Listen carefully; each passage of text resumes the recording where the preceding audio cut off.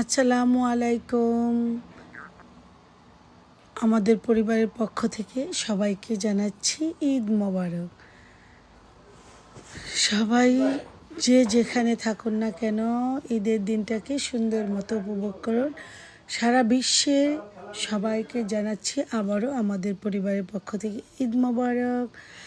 আমরা প্রতি বছরের মতো এই বছরও পাড়া প্রতিবেশী, আমাদের কাছের আপনজন সবাইকে নিয়ে ঈদের দিনটাকে অনেক আনন্দ করব। এবং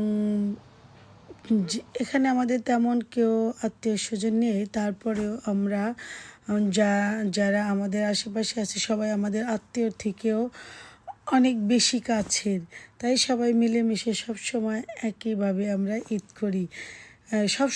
সবই প্রতি বছর আমাদের জন্য সবাই দোয়া করবেন, আমরা যেন সবসময় এমনভাবে সবার সাথে মিলেমিশে থাকতে পারি এবং একে অপরের সাথে খোঁজ খবর নিতে পারি।